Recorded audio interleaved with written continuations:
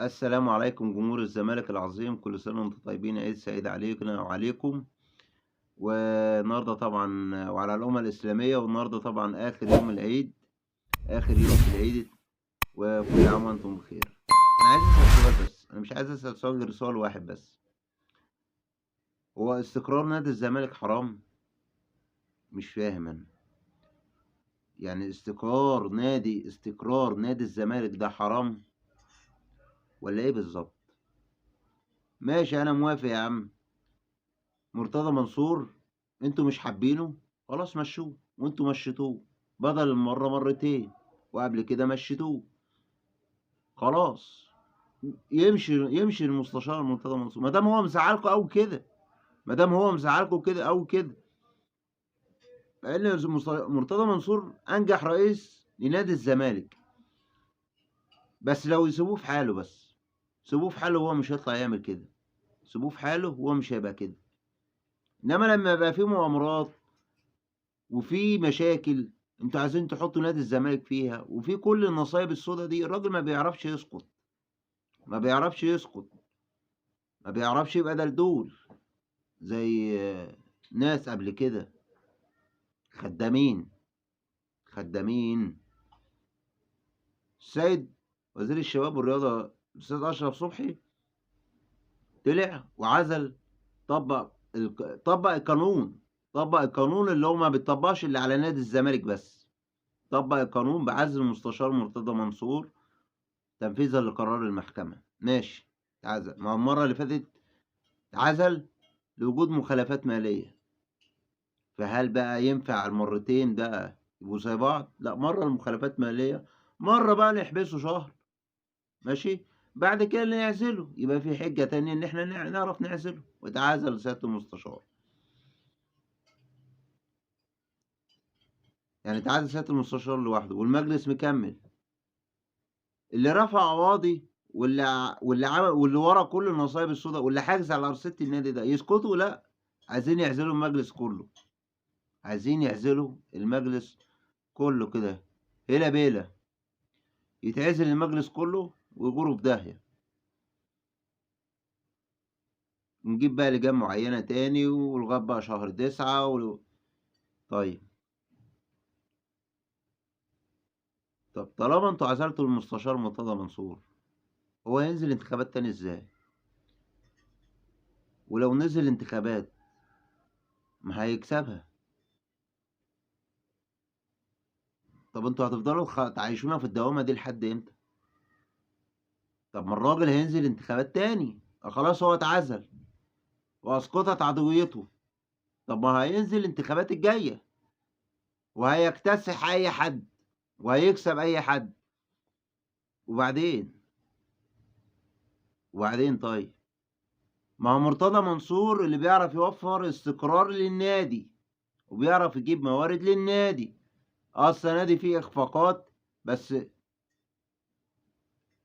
الإخفاقات دي ليها أسباب برضه، اللعيبة اللي تيجي السبب الأول، بس في أسباب برضه، ما هو الزمالك ما ينفعش يبقى مستقر، عشان طول ما الزمالك مستقر بيعمل مشاكل لأندية تانية، بيعمل مشاكل لأندية تانية، ما ينفعش إن إحنا نبقى مستقرين. طبعًا فاكرين شكل الزمالك طبعًا قبل دخول مرتضى منصور 2014 كان شكله عامل إزاي، كان شكله عامل إزاي، والنادي الاجتماعي كان شكله عامل إزاي، وبعد ما جه الزمالك واخد 14 بطولة في عهده، ما شُفتش أنا رئيس نادي في عمري أنا خد 14 بطولة، الناس تقول لك كمال درويش، كمال درويش حققنا إنجازات مع كمال درويش، بس إيه، بس ده أنجح واحد أصلح واحد لنادي الزمالك، أصلح واحد لنادي الزمالك، اتعزل سيادة المستشار واتطبّق عليه القانون واتعزل مرتضى منصور، وهُم مش هيسكتوا وعايزين يعزلوا بقية المجلس، عايزين مجلس يبقى تابع وخادم لمجلس النادي الأهلي، زي مجلس الأستاذ ممدوح الزافر، فاكرينه طبعًا، بُص يا بيبو أنا هاعمل هنا، بُص يا بيبو كابتن احمد حسام ميدو راح ياخد الشيك بتاعه، روح خده من الكابتن حسن حمدي. فاكرين؟ ها، خده من الكابتن حسن حمدي رئيس النادي الاهلي ورئيس وكالة الاهرام ساعتها، الاتنين مع بعض، رئيس النادي ورئيس الوكالة. هو امتى هنشوف فيه عدل في الكرة المصرية؟ امتى؟ امتى؟ بجد والله. وبعدين انا يعني عيب على سيادة المستشار في حاجة، شيكابالا بقاله 20 سنة بيتشتم من الجماهير دي، وكل مرة بيبقى رد فعل. واخر مرة قلت احنا هنبعت للفيفا ضد التجاوزات بتاعت الجماهير النادي ده، مفيش حاجة حصلت. مفيش حاجة حصلت. طبعا احمد دياب رفع سماعة التليفون والاستاذ اشرف صبحي، وما ينفعش، وده خطر ومش خطر، والرياضة المصرية تبقى في خطر لو بعت الشكوى دي. وطبعا قبلها طبعا بتاع، فاكرين ملف قضية نادي القرن؟ ولو بعتنا ملف وحضرنا ملف كبير، والملف ما اتبعتش اصلا، وعارفين طبعا لمصلحة مين، ان الزمالك ما ياخدش حقه. انا نفسي افهم حاجة، دول العالم دي مين عشان يتحكموا كده؟ الناس دي مين؟ الناس دي كده بتقول لي ان احنا اقوى حاجة في البلد، اقوى من اي حد في البلد، ملاش معنى غير كده. الناس دي هي اللي بتتحكم في مصير الرياضة في مصر، وهي اللي بتتحكم ايه اللي يحصل واللي ما يحصلش. عزل مرتضى منصور، ماشي، اعزل يا عم مرتضى منصور، الله اعلم بقى اللي هيجي مين، احمد مرتضى ايه، ما هو المجلس كله لازم يتعزل عشان يريح ايه، يريحهم. مش عايزين حاجة من ريحة المجلس، لان هو اسمه مجلس المستشار مرتضى منصور.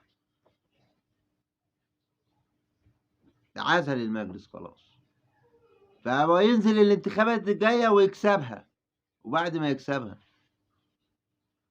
ايه اللي هيتم؟ لغاية طبعا يكمل، لو كسبها يكمل الدورة بتاعته ل2025. طب وليه؟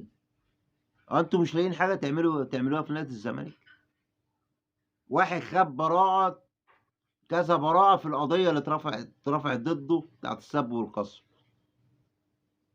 ما ينفعش اعزله مرة بوجود مخالفات مالية وطلعت مخالفات وهمية، وبعد كده نعزله بنفس الطريقة؟ لا، ننوع بقى. طب لما يكسب المرة الجاية هيعزلوه بإيه؟ هيعزلوه بإيه؟ إيه اللي فاضل يعزلوه بإيه؟ حكم قضاء وادي مخالفات مالية. المرة الجاية هيبقى العزل إيه؟ عزل انفرادي. هيبقى عزل انفرادي. طب وبعدين؟ ليه والزمالك ده مش نادي مصري؟ احنا كجماهير مش مصريين ومعانا بطايق مكتوب فيها الجنسية مصري؟ او احنا مش مصريين؟ او احنا ليه بيحصل فينا كده؟ هو انتوا ليه بتخلوا في احتقان في البلد ما بين الجماهير؟ ولما ده لما بيحصل يا جماعة، يعني انا واحد كزملكاوي، زميلي الاهلاوي بيستفزني بكده، لما ما لاقيش اصلا. يعني امام عاشور يطبق عليه الحكم ب 12 مباراة لانه شتم في غرفة مغلقة، في غرفة مغلقة مش في الملعب. لما شتم في غرفة مغلقة مش في الملعب، اتحكم عليه ب 12 مباراة، وده غير قانوني اصلا. والهارب اللي عليه 2 مليون دولار و5% فوائد بقى 400,000 دلوقتي، وبيماطل في الدفع.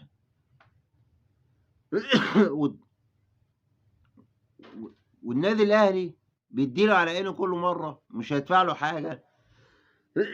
وسامع كلام ان غرام الكهرباء بقت جاهزه دلوقتي بعد عزل مرتضى منصور. ليه؟ الغرامه تقريبا كانت مرتبطه، ده يتعزل الغرامه تدفع. وطبعا يقول لك بقى الاهلي لو دفع الغرامه يخش في مخالفات ماليه، ولا يخش في مخالفات ماليه ولا اي حاجه. لو سرقوا النادي كله ولا هتعمل لهم اي حاجه. ولا يتعمل لهم أي حاجة، مجلس عصابة وحرامية عادي، بيدعموهم، بيدعموا ده، إنما الناحية التانية لأ يهد، يعني عليه حكم من الفيفا، وجه في ماتش 21 يناير الزمالك والأهلي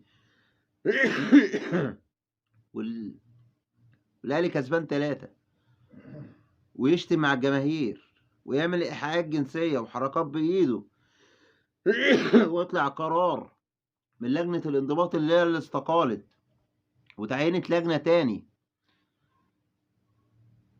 وطلع قرار تسريب، واتحاد الكرة لغاية دلوقتي خايف يعلن على القرار، خايف يعلن عن القرار. 12 مباراة ومليون جنيه غرامة، والنادي الأهلي يقلب الدنيا ويقلب البلد، والقرار لحد دلوقتي مش عارفين ايه مصيره، الحكم مش عارفين ايه مصيره. يبقى احنا دي كده مش رياضة، دي كده مش رياضة، اللي احنا فيه ده مش رياضة، اللي احنا فيه ده ما اسموش رياضة. الكيل بمكيالين، وياخد اعلى عقد رعاية عفوا، النادي ياخد اعلى عقد رعاية، وبيت الأندية تاخد تفاتيف. الأهلي ياخد مليار ومعرفش كام، والزمالك يقولوا له هتاخد 15 مليون، والإسماعيلي معرفش كام، وبيت الأندية كام. هما اللي بتعمل لهم يعني أنا الزمالك واخد بطولة الدوري سنتين ورا بعض، ما شفتش إعلان واحد للعيبة الزمالك ولا لنادي الزمالك. والله كرهتونا في الرياضة، وكرهتونا في الكورة، وكرهتونا في البلد أصلا، وكرهتونا في كل حاجة. ويجي أول يوم العيد حفل تكريم الشهداء الجيش والشرطة، نلاقي الهارب مدعو للحفلة وقاعد في استضافة السيد الرئيس عبد الفتاح السيسي، ضيف في الحفلة، اللي هو يعني شتم جماهير الزمالك وعمل حركات بذيئة بإيده، وطلع عليه قرار، وقرار ما تنفذش. اتحاد الكورة ولحد امتى، لحد امتى نفسي اشوف اتحاد كورة قوي، اقوى من الأندية، اقوى من الزمالك نفسه، مع انه هو قوي على الزمالك اصلا. اتحاد الكورة قوي على كل الأندية ما عدا النادي الأهلي. النادي الأهلي هو اللي بيتحكم في مصير الكرة المصرية،